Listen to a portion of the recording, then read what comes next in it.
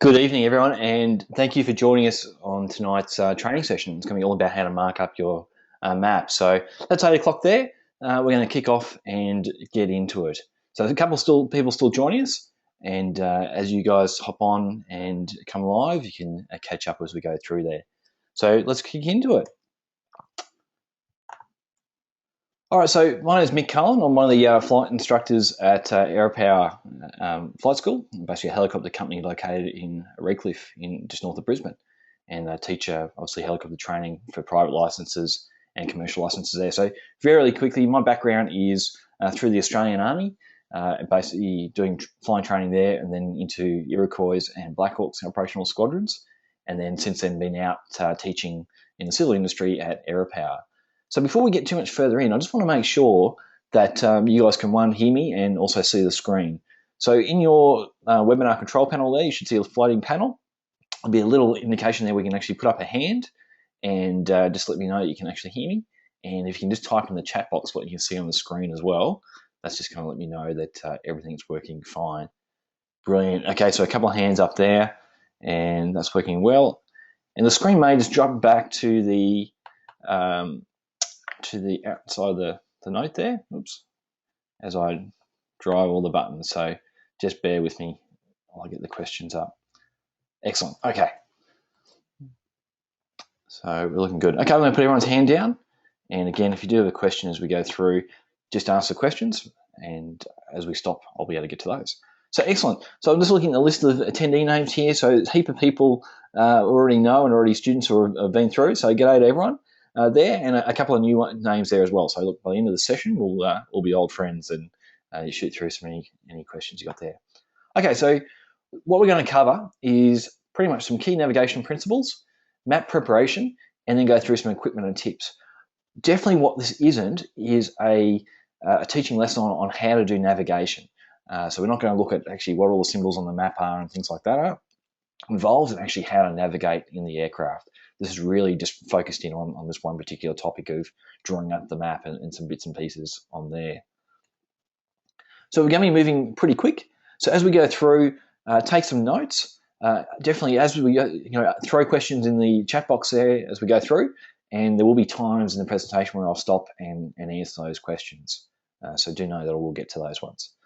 Okay, and if you stick around to the end of the presentation, what I'll do is I'll give you a web address where you'll be able to download the slides from the presentation. So if you hang around for that. All right, so a couple of frustrating things about nav for students going through their flying training is the first one is while you're trying to do all this navigation and look at maps and things like that, you also got to try and keep the helicopter upright. And at this point in your training, and especially in something small like an R22, it's hard work just keeping the thing flying and upright, as well as then trying to do all the extra things of the navigation and maps as well. So that's something that frustrates people and what we'll look at today. The next thing is actually then doing the navigation side of things. So when you're new to it and you're not sure what the terrain looks like, and then referencing that to the map to sort of know how far away things are and how far away on the map, and then getting used to finding the turn points is pretty tricky too and can be frustrating. And one of the other things that's really frustrating too is how many hands you actually need to do all this sort of stuff. So you've got to fly the helicopter, have your hands on the controls, do your radios, look at all the other switches in the aircraft, as well as writing on the your flight log, folding your map, and all those sorts of things. So you just run out of hands if you're trying to do things the non-smart way in the cockpit. And then our biggest fear, if that all comes together in the training context, is that you're obviously going to mess it up on your flight test and fail your flight test. Whereas what we're really looking for is some methods we can put in place for some stress-free flying so we can just get up there and enjoy what we're doing. We want to be on time and on target all the way around our nav so that we know where we are and we're keeping on top of all our admin. And especially for something like, arriving in a stadium or something like that with a crowd, you want to have all that squared away by the time you're doing that sort of stuff. And at the end of the day, we all want to look like a hero or the legend, and you're going to pull that off by doing a nice nav on your flight test initially. And then obviously for the rest of the career, you obviously want to be in the right place. Okay, so let's cover some key principles of navigation, and then we'll get into some of the map marking bits and pieces. So again, if you've got questions, throw them at me as we go through, and we will stop for those. Okay, so the first biggest thing about nav is this idea of big to small. And what we're talking about here is if you're trying to find something on a map or looking at the window trying to find it, don't go straight for the tiny creek intersection. You want to find a really big feature. So in this case, Ayers Rock, it could be a dam, or it could be a mountain or a big city, but find a really big feature that you can't mess up. And it's obviously, it's on the map, that's the feature, and you look out the window, and that's the feature. And then you can start moving progressively smaller to get down to your turn point or to basically locate where you are over the ground using smaller features on the map and then looking at the window and finding smaller features out there. But make life easy and just go straight for big features first rather than trying to find the road intersection that you're flying over on the map. All right, the second really critical thing is this idea of clock to map to ground. And this basically works on the fact that if you're heading in a particular direction at a particular speed for a particular amount of time, then you basically have to be in a particular spot. You can't be anywhere else. So if you're heading west for 10 minutes at 90 knots, then you have to be 15 miles west of where you were when you started the last check.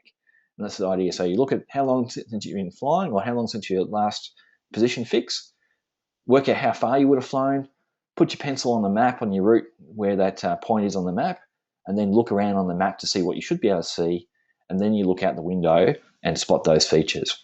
Rather than looking out the window, trying to see what's there and then trying to find that on the map, it's much more prone for error if you're looking out and trying to find features outside on the map, as opposed to putting where you should be on the map just due to pure mathematics, and then looking outside to reference those features and to back up your known position on the map. All right, this one here is an old saying by a general in World War II. And it's basically that planning is everything, but plans are nothing. And what we're getting at there is it's all the work you do before you go flying and the planning. That's the thing that's important. As soon as you get airborne, you could have different winds. The helicopter might be faster or slower due to the performance of the aircraft. The customer might change their mind and where they want to go, or they might want to do a circle over a particular spot on the way. So you've got to be prepared that once you're actually up in the air to throw everything out, but it's all the planning that you do beforehand and looking at the map that's going to make things so much easier when you do get airborne and if the plan does change, rather than having the minimal amount of prep doing and you're sort of just stuck on the spot trying to juggle everything. All right, next one here is, and again, I'm making these figures up, but it's the concept that it's so much easier on the ground in a room with a table and your pens and everything and a flat map to work on, rather than trying to work all the stuff out on a map while you're flying. You're trying to keep the aircraft upright. The map's folded. It keeps moving off as you're trying to hold it with one hand, where you're trying to draw a line and maybe holding the cyclic between your knees. So whatever you can do on the ground is going to save you a heap of time in the air and just doing that preparation beforehand. All right, another really key feature for navigation is this idea of doing a 10-minute checks. It's generally what they're called. You could do it at turn points, but really it's just a periodic check to make sure that everything is on track and in the aircraft. And using one of these sort of mnemonics, so there's one we normally use called FClearer, which is fuel, compass, log, engine, altitude, radio, and airspace. By periodically doing a check like that, you're going to pick up most of the areas that are going to either cause you problems by running into airspace or finding out you're in the wrong altitude, or that you're actually running lower on fuel than what you're expecting. So these kind of periodic checks are just going to pick up a lot of those little errors that you may have missed as you're going through your nav. And then especially with the map marking side, so all the things I'm going to show you, it's just to try out different things. Different things are going to work for different people, and at the end of the day, it's just coming up with a system that works for you, that's a mix of writing things on the map and keeping things sort of in your head. Okay, so let's just quickly pause there for questions. I'm just going to check any questions before we go any further. So if you've got anything on what we've covered so far, just give me a quick hoy in the chat box and ask it. If not, we will keep moving. All right, again, if you can just throw in the question box what you can see on the screen, just let me know that the screen's working and you're seeing the right slides come through.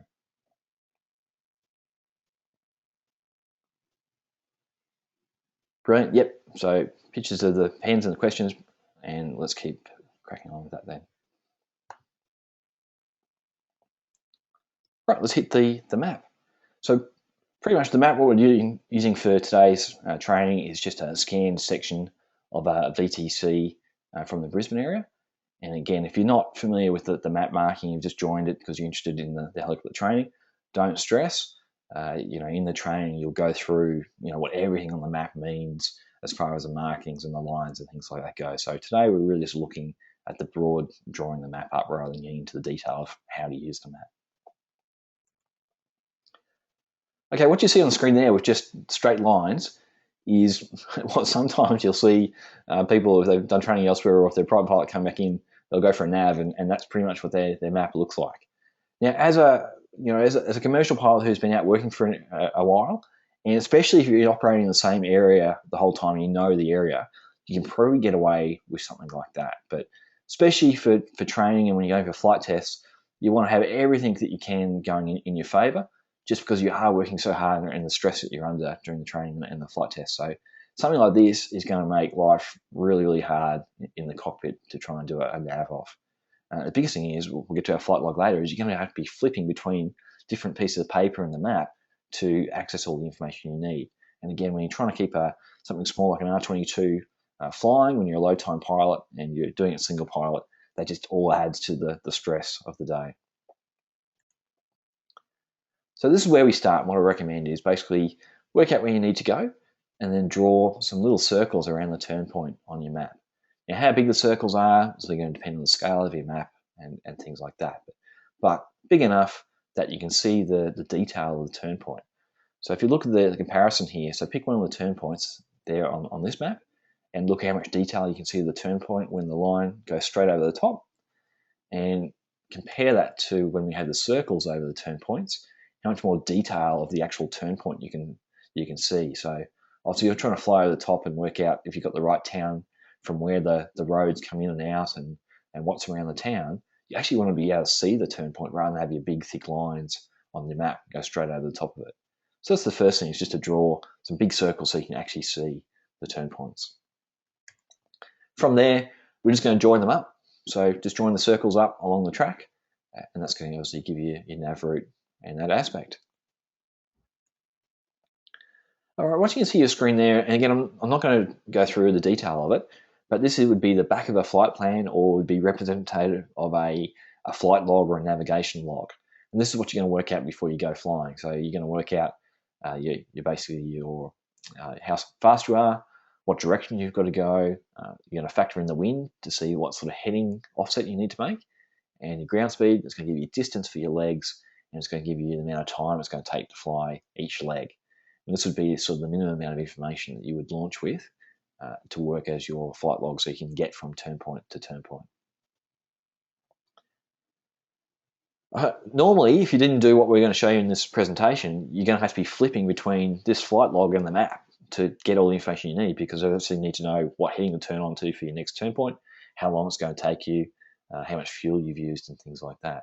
And again, this whole idea, if you try and juggle all that in the cockpit in a small helicopter with no stabilization, it gets hard and harder than it should have to be. So the first thing we can do is take some of the information and start transferring it to the map so that we can reach our turn point and turn on to our next heading without actually having to reference back to that second piece of paper. So in this case, we've just drawn some arrowheads on the sides of our track that align basically parallel to our track with the headings in it. So here we can take off, and just by purely looking at our map, we know our first heading is 293, and when we get to our turn point on the left-hand side of the screen there, we are turning right into 080. So we can do that heading change and know where we're supposed to be heading and reference that just straight off our map without having to go look for extra information. Right, something else we can throw in here is these little circles or little areas next to each turn point. And these are going to be for holding our ETAs, because again, on our nav, when we look at our clock mapped to ground, if we've worked out it's going to take us 20 minutes to fly our first leg, well then as we're flying, we want to have a time on our watch we know we can look at. And at that time is when we should be overhead our turn point. And obviously if we go too much past that time, the chances are we've gone past our turn point. And a couple of minutes before means we can be looking out ahead, knowing our turn point should be coming up. So before we go flying, I'd probably leave those empty. And what we're going to do with those is once we get airborne and we're abeam our departure point or we're overhead our departure airfield, we're going to log our departure time.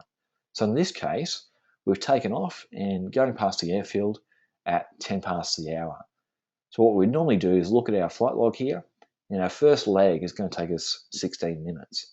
And so our ETA for our first turn point would be time 26. So that's just purely 10 past the hour plus 16 equals 26 there in red.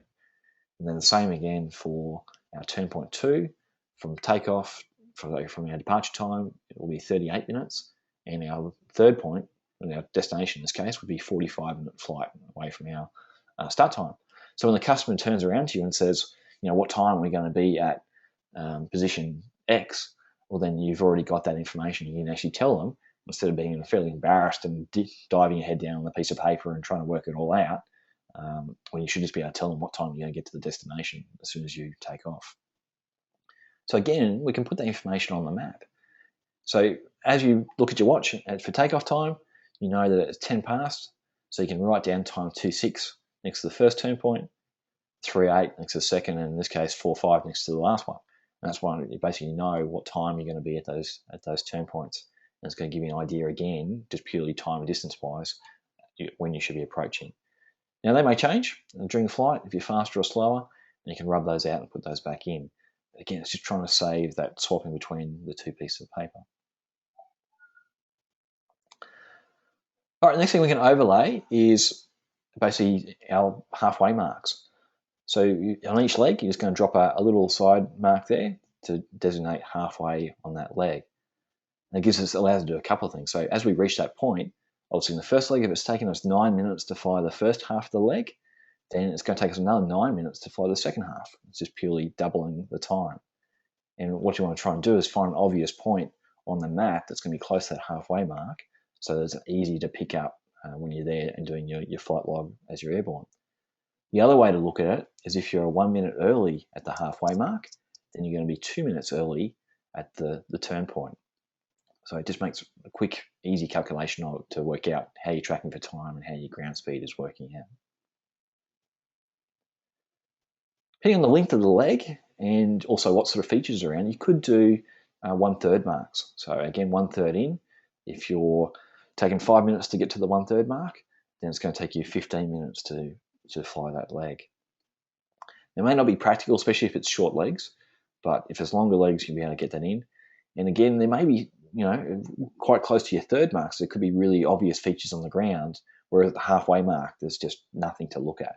So you may then choose to use the third marks rather than go for halfway. There's just nothing to look at on the ground at halfway. The other thing you can put on the map, on the lines, with the halfway marks or just instead of, is actually do distance markers.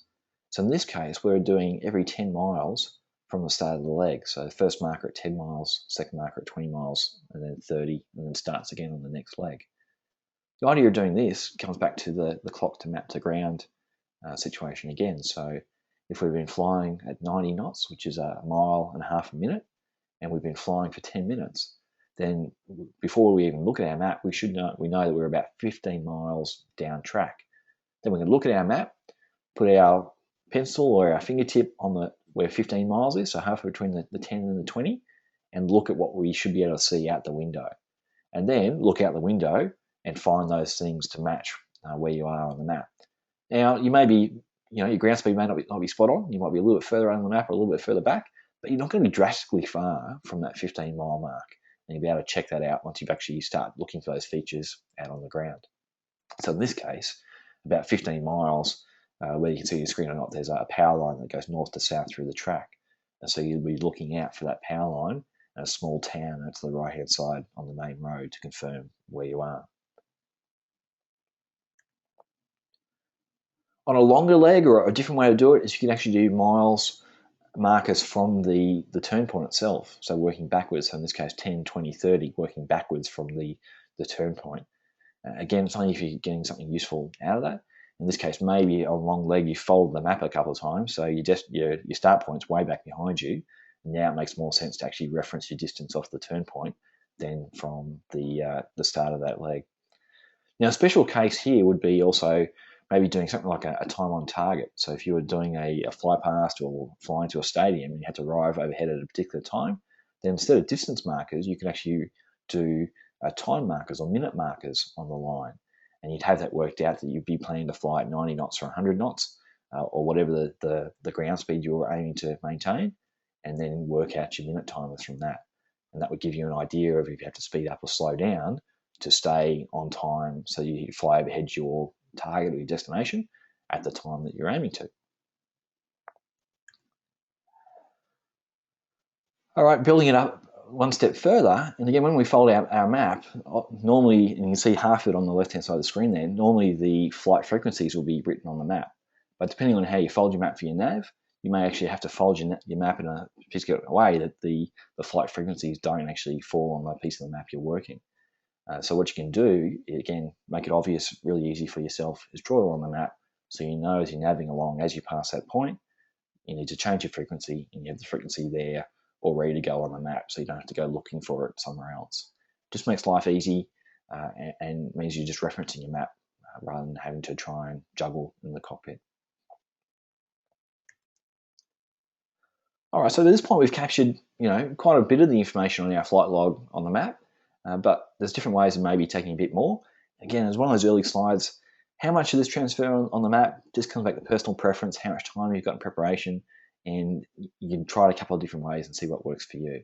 But obviously, so far we've got our heading on the map, we've got our ETAs on the map, and depending on how we've marked up our map, we might have our distance as well. So obviously, if you've got the 10-mile markers, you can pretty quickly do a rough calculation of how long that leg is without having to look on the flight log. But we don't have our track, our actual distance, and things like min fuel. So you can see there on the right-hand side, for this particular flight in this aircraft, we needed a minimum fuel of 72 litres on takeoff, and at turn point 1 to continue on the flight path and have our minimums, we needed 54 litres to continue, and then 41, and obviously arriving overhead our destination, in this case with 33 litres. So you'd have something like that in your flight log. So as you get to each turn point, you tick that off in your check and know you've got above your minimum fuel to continue. So you can use something called a rocket box. It basically just looks like that on the left. Now, what order you put your information in which boxes is purely personal preference. And if you're with a company, they may have their standard operating procedures which way to put things in. But really, it's as flexible to use whatever you want to do. So one scenario would be to have your heading in the top arrow. Underneath would be the track. Then you have your leg distance and your minimum fuel. So again, it's all written there on the map. And you can use those boxes for pretty much whatever you want to use. You can have, instead of a minimum fuel, you can maybe have the leg time and say it's going to take you 20 minutes. Now, some of these you can work out the day before if you know your nav route. If you're given to in a flight test scenario, or again if you've got time beforehand. So your track and your leg distance aren't going to change, but obviously your heading and your minimum fuel may change on the day due to wind and weather and factors like that. So you can fill out some of this the day before, and then if in a flight test scenario, when you get the wind on the next morning, you can fill out the rest of the detail. And you're going to end up with something like this. So you've got all your information in your rocket boxes on the side of the legs. And again, you want to space it off the side of the leg far enough that you're not obstructing ground features and information that's actually going to help you navigate on your leg. And again, it's just going to depend on how closely you fold your map as well. But with the amount of room we've got at the screen, that's kind of fitting it in to look like that. So we've got halfway markers, rocket boxes, our ETAs, and our frequency changes, with our circles around the turn point, so we can actually see the detail of our turn point. Other things you can mark on it, depending on if you're doing low-level work, is if there's large power lines that are en route, you can mark those with red crosses. You could, again, add information in there just to help you as you go through. So maybe coming up to a small airfield, you can make yourself a little reminder there and just write in there CTAF call, and maybe a frequency if you have to, just to remind you to make that call. And then things like, when you want to check the ATAs, it can get busy in the cockpit and you might think you've got your plan all going, but you just get distracted. And having something like that on the map for check ATAs just gives you another backup in case you forget it and if you haven't picked up it in your 10-minute checks. So again, just personal preference, how much information you want to put on the map, and things that are going to make life easy for you in a stressful situation, especially like a flight test. All right, so let's just a quick pause there, and I'm just going to jump back and we will check out any questions you've got. But yeah, if you just have a quick think about what's been most useful so far from that, and just as a way of reinforcing it for yourself, just drop that in the chat box as well as you've got any other questions. All right, sounds like everyone's following through pretty good. Do you have to do this on every flight? No, not at all. Look, it's again, you just take little snippets, little tricks that work for you, and if it helps out, then great. If you find you're putting things on the map and it's not useful and it's just cluttering the map, then drop those off as you don't need them. But the big idea is to just make life easy for yourself. When you're trying to fly a small helicopter and keep it upright and flying by yourself, if you've got a heap of paper on your kneeboard and you've got your head down trying to look through it, well, then that's time that you're not looking out at the horizon. And every time you do that, your speed's going to change. You're going to be coming off your heading, changing altitude, things like that. So the whole idea is to just make it easy, do as much prep as you can beforehand. So the time you get in the aircraft, you just concentrate on flying accurate heading, accurate airspeed, and accurate altitude, and looking at your watch, working out where you are, and then looking for the turn points. Excellent. Yep, Brett likes the rocket boxes. Good stuff. All right, let's keep cracking on.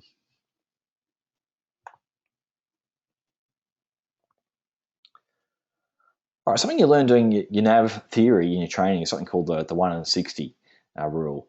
And what we're doing is a mathematical way as you fly along to work out, once you've located your position, and if you're off track slightly, you can do some mathematics to work out what your heading change you actually have to make to be able to fly direct to your turn point and get back on track.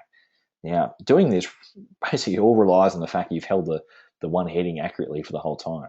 If you're basically zigzagging all over the sky and not holding a constant heading, then you can't make any correction from it. So the idea is that you just fly as accurately as you can and hold a heading, and that's going to allow you to make basically a calculated correction to your heading so you can fly to your turn point.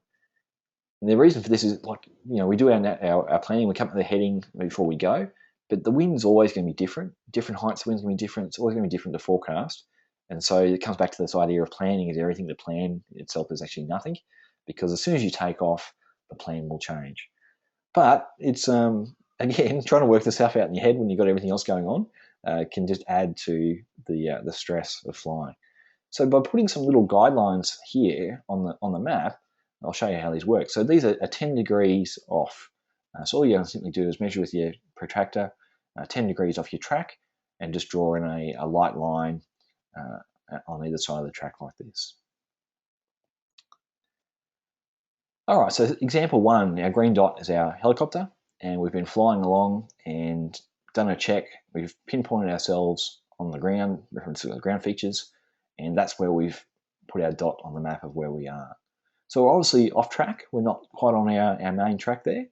And looking at it, this one's the easiest because you can see we're actually 10 degrees off our track on the blue line. So we've been flying 10 degrees off what we aimed to or what we meant to, and the wind's blown us across that way. So we need to make a 10-degree correction to the right just to parallel our original track that we wanted to. And that's going to keep us, it's going to basically take us straight along the line. But then the other thing we have to do is we have to keep turning right because we actually want to intercept our track at the turn point rather than go fly past it and be off track. In this case, we're smack on the orange line, which is also a 10-degree line. So we just add them together. In this case, it's a 20-degree turn to the right, and that's going to fly us right over the top of our turn point in this example. So without having to do any distance and adding and subtracting a calculation, we can just visually look at it and work it out like that. Okay, slightly different scenario. So this time we're still 10 degrees off our track, but we've picked it up a bit earlier. And just eyeballing it, we're about halfway between our track line and the yellow line, which is 10 degrees from the far turn point. So half that is 5 degrees. So we're going to need a 10-degree turn to the right to parallel our original track and stay on track there. But then we're going to need another 5-degree change to the right to actually start closing that track so that we come back on track at our turn point. So just visually looking at that, it's 10 plus 5, gives us a 15-degree change of heading to the right.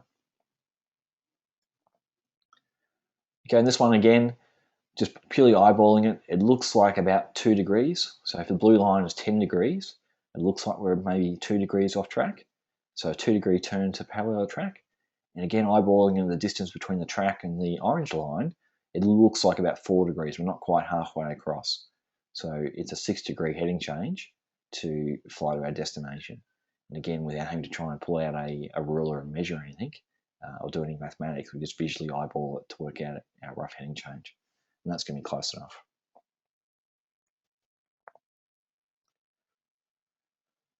All right, let's look at a diversion, some of the things we can do to make life easy for ourselves. So we've taken off, we're heading from A to B, and our company ops has called up and said we need to go to position C, or the customer said, hey, look, I don't need to go to B anymore, I need to go to C. And so I need to be able to do that in the air. And quite often for a diversion, there's no need to turn straight away. And if you do, and to start heading in the rough random direction, that's a sure recipe for getting lost unless you really know the area. Because now you're heading off a known track, you don't know what necessarily heading you're on, you don't know how far it is, you don't know how much fuel you need, and you're just taking yourself right off the track and off the rails with no backup. So what we would normally do is look along track for a big easy feature that we can spot, or just something 5 minutes down the track that's going to give us just a little bit of time to plan out our turn before we turn to our new thing, to our new destination. And again, in most scenarios, we're going to be going a fair way, so a couple of extra minutes before you turn for your diversion is not going to be a big deal at all. So we'd basically choose something on our map a couple of miles down track, give ourselves a few minutes, and put a circle there, and a circle on point C where we're going to go, and draw a line across it. Now, a tip here from Dave Creed, one of our instructors, was instead of drawing the line straight across, again, depending on the folds of your map and how much of a ruler you can do this, because again, you're doing a lot of this almost one-handed because you're still flying at the same time, is partially draw the line from one turn point, then draw the line back from the second one, and keep going until the lines meet in the middle, rather than trying to draw a straight line across your page and missing the turn point because you started off in the wrong angle. So the idea would be to draw them back from each one until you meet in the middle. Either way you do it, or if you can draw a line on there and just get a line between the 2 points. And then drop your pencil over the top like this. And you'll see in a moment, as I move this pencil across, you can see this little compass rose underneath where the pencil is at the moment. Now this is a VOR, so a radio aid that's on the ground. And on the map, these will quite often have a little compass rose already on top of it. And what you can do is use that to work out a heading, because obviously there's a difference between the true north on the map and magnetic north on what we're actually going to fly in the aircraft. So you just kind of drag it across there and drop it over the top of the compass rose in the middle, and each of the notches up there is 10 degrees. So depending on how clear it is on your screen, there's basically 3.5 notches there. So it's going to be 0, 3, 5 will be our heading on that track, be our track on that line there, magnetic. So we can write in 035, which is already there, and that's our new track for our diversion, where the red circle there is marking the compass rose. All right, so we can put a little arrow and start putting some information on our map there. Now to get distance, again, what we can do is drop our pencil over it. In this case, the length of the pencil is pretty much the length of our track. Now, obviously, in real case, you're going to use your finger or something just to mark along the pencil where that is, and just hold it there from one end to the next to represent the distance on the map. We then pick our pencil up and we hold it against the vertical lines on the map. You can see here that there's little notches on the line. Each one of those notches is 1 mile on this map. So a box is 10 notches. So one of the square boxes there, the grid lines, is 10 nautical miles, and our pencil goes about 2 miles above that, I guess. And so that's a 12 mile track on that map with the pencil there. And so that gives us our distance without actually having to measure it if we don't need to. There you go, worked out as 11 last time. So we've been flying along, we've got our detail, and now we can actually turn onto our new track heading, and we know our distance, and from our distance we can work out how long it's going to take us. So it's just using the map and the marking to make life easy while you're in the air. If your particular map, the way you've got it folded, doesn't have a compass rose, then you can just make your own. So just basically plonk it on there, whatever your magnetic variation is for the area is obviously going to be the angle off from straight up and down the page, and just mark it up nice and quickly so that you can quickly reference an angle or a line, or your pen off that to work out the magnetic heading for the new track. All right, let's basically just put up your hand, guys, if you've got any questions on that section. There's a little hand icon on your floating toolbar there. If not, I will just keep going into some equipment ideas and tips. Okay, it looks like everyone's happy. So yeah, let's just crack into the equipment side of things. All right, this is the first thing I'd recommend getting. It's called a rotating plotter, and it's a mix of a protractor built in with a ruler. And what I like about it as well is you can actually spin the rotating wheel there with one hand. So you can hold the ruler with one hand while you're flying and spin the protractor part around to whatever angle it is you need, and hold it over the map with one hand and sort of manage it one-handed. So that's really useful. It's obviously clear. It's got the different WAC or VTC, VNC markings on it, and it comes in another, different brands make it. You just buy it through a normal pilot shop. There's another one, similar type of idea that you might often get with your theory packs, but again, I just prefer the ruler with the rotating one. That's what I'm used to, and just prefer using that. Okay, you need a flight computer as well. This one here is the CR2, I think it is, a Jeppesen one. You can see how big it is reference the pen there. So again, this is something you can hold one-handed and spin the dial around with your thumb and your fingers and do your calculations with one hand while you're flying with the other hand. And it's super light. It's just plastic, so you can fit in your chest pocket or in the side of your kneeboard. That's really, really useful. Unfortunately, the one that comes with a lot of the aviation theory packs is made for airlines. Super old thing, made of metal, very heavy and big. And it's just not something you're not going to be ever using in a helicopter. So that's what it looks like. The calculating your wind, you've got to move your big slide up and down, and I just think they're terrible. But I'd be going for the small plastic rotating one.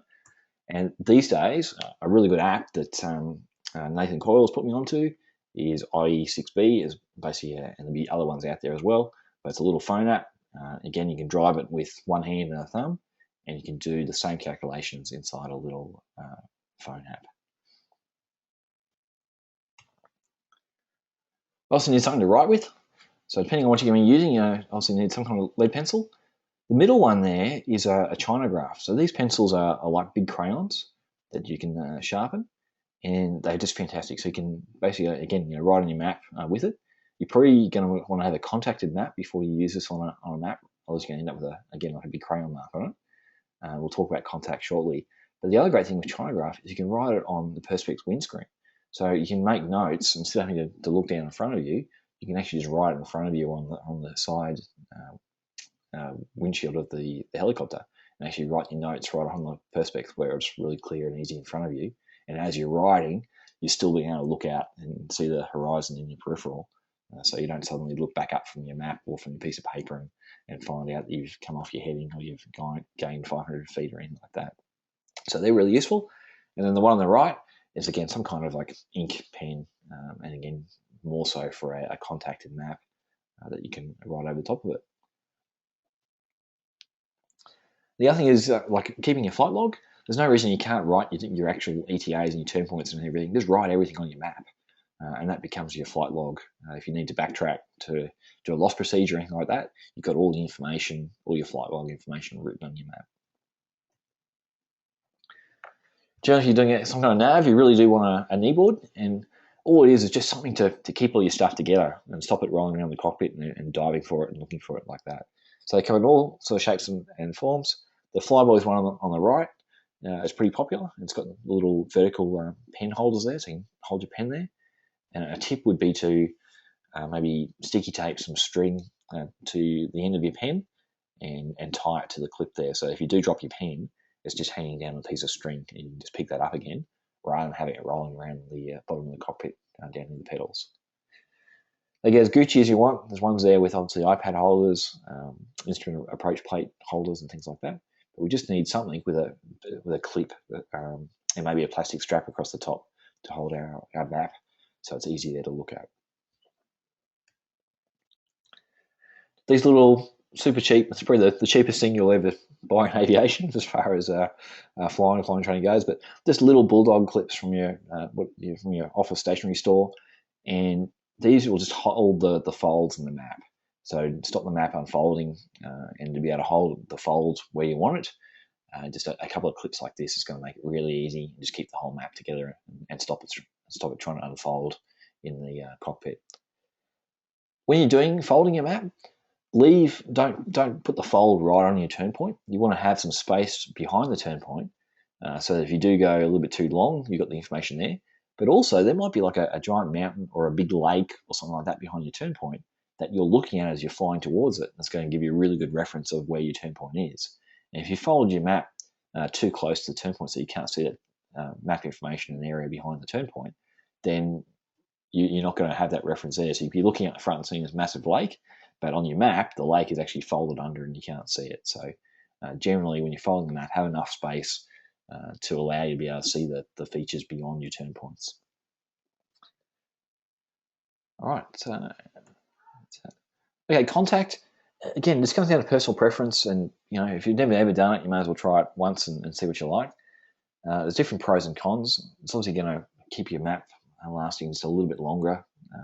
It's just an extra layer of protection to hold it together, and you can write over the top and then obviously scrub things out, and it's going to hold together that way. A couple of disadvantages is obviously that makes the map a little bit heavier and thicker and has a shine on it.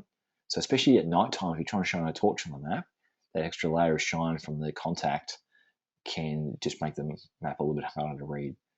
But especially if you're operating out in the bush or something like that, rather than trashing your maps all the time, doing contact at the top is just going to give you a little bit more life out of it.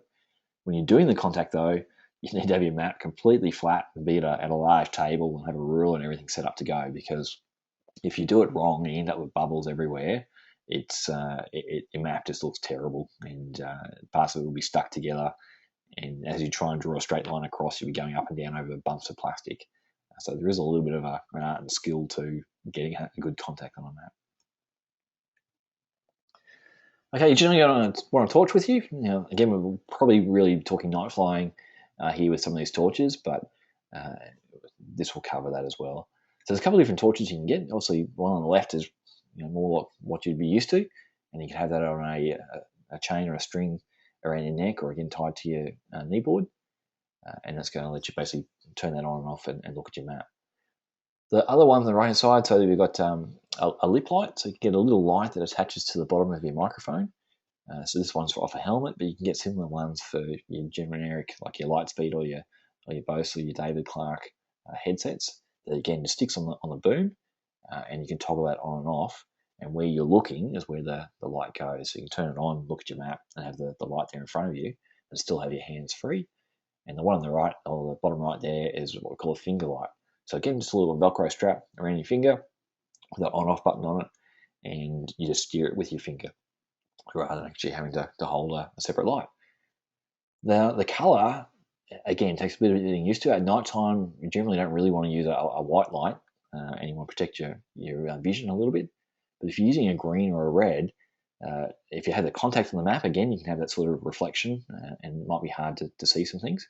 But the colours of the lines differs as well. So if you're holding a red torch over a map, it's going to be harder to see the red markings on that, and same with the green.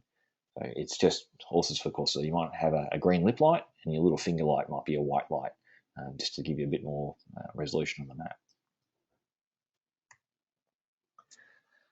Brilliant. So again, just think about, again, trying to solidify this for yourself. Just drop in some notes there on some top takeaway ideas from what we've covered. And again, it's a great point. If you've got any questions, throw the questions in, and I'll quickly stop there and answer any questions you might have.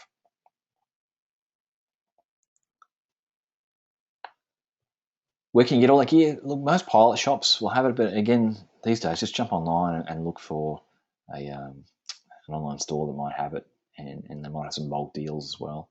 We were looking at getting some in, so you may, depending on when you're watching this, we'll record this video, but when you're watching this replay, whether we've actually got any in stock at Aeropower. All right, so Brett's got a question here. Let's see if I can pull it up. You can use the iPhone app in a flight test. Look, it probably just depends on the flight test, but these days, more and more, yeah, I'd say using an iPhone app like the flight calculator would be fine. You won't get away with using something like Oz Runways or Avplanner where you've actually got the map and everything else there. That's probably just cheating too much at this stage. Sure, you're probably going to use it later on, but for a flight test, you need to be able to do it old school and actually know the principles. But being able to use an iPhone flight calculator for distance and speed, look, I think, especially now, you'd be able to do that. But yeah, best ask the flight instructor of their mind rather than having it getting taken off you mid-flight, or they think you're trying to cheat on the map. Everything else is basically personal preference, right? As far as what pencils, what kneeboard. Kneeboard, you can just have purely you can go and buy a clipboard, like a wooden clipboard with a clip, and cut it down the size so it fits in your knee, and then glue some Velcro to it. And that's as fancy as you need. You just need something flat on your leg that you can ride on, and a clip to hold the map down, or you can go and get something a bit fancier from one of those other stores. Yeah, the metal flight computer you get with like AFT notes or some of the theory packs. Yeah, you use it during your theory classes or your training, but I've just never seen anyone take that flying, especially in a helicopter. It's just a big hunk of metal and really hard to use in the cockpit. All right, let's keep going. Again, drop the questions in any time, guys, and we'll get to it. Okay, so pretty much you've seen, maybe the old way and then some new tricks and tips there to use. So the decision there is, draw a line in the sand and work out what you're going to use going forward from here and what things you're going to adapt into, how you approach navigation, how you run things in the cockpit. Yeah, look, I'm not sure why each of you came today. You might have had your different reasons. So it might have been the fact that you're just, generally interested in aviation and wanted to find out a bit more about what goes on. That's cool. And maybe, you're looking for a career in aviation and really making a difference and doing a job that's worthwhile as well. So different people have different courses. But as a quick overview, what we've gone through. So we've gone through some, key navigation principles.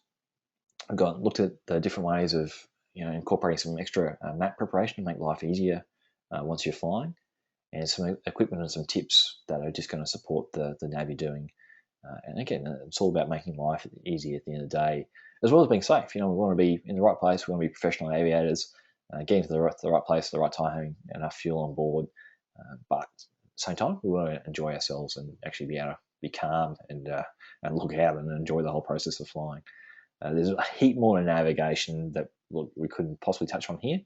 All the different markings on a map and all the theory that goes behind it, and then actually how you fly the thing. And that wasn't the aim to cover that today. Okay, so you've been listening in. If you've learned a little bit, you're not already flying. Look, the obvious question is, what's the next sort of step, and how can you find a little bit more and get involved and give it a shot?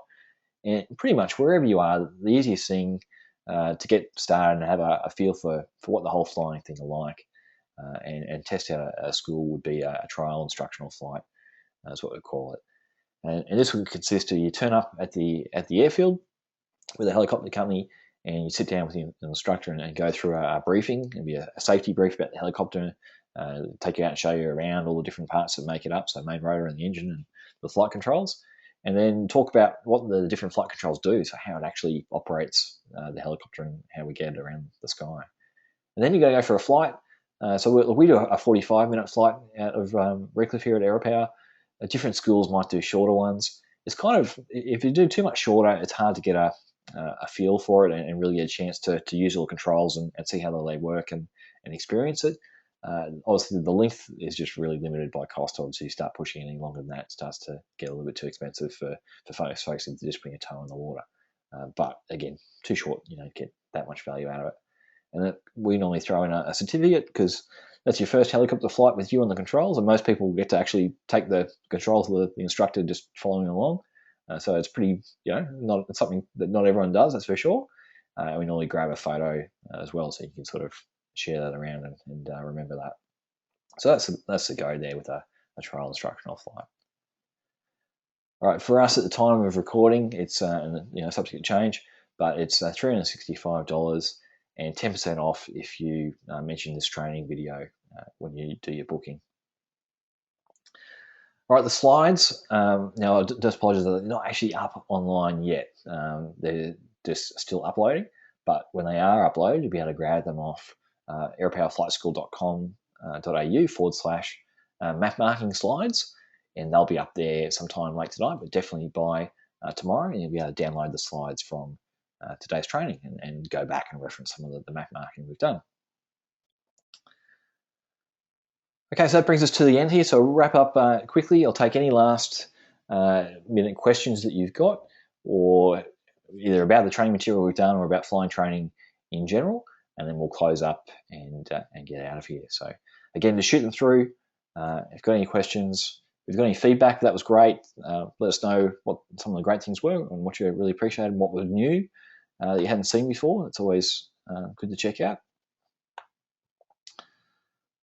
All right, so James mentioning the rocket boxes. If Julie said the detail on the turn point with the circles.